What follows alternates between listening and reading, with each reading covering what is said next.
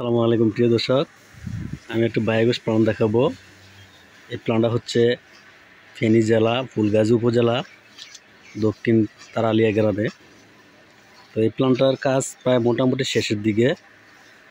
তো এই প্ল্যান্টটার ডুমটা ফিনিশিং দেওয়া হচ্ছে, ডুমটা ফিনিশিং দেওয়া হচ্ছে।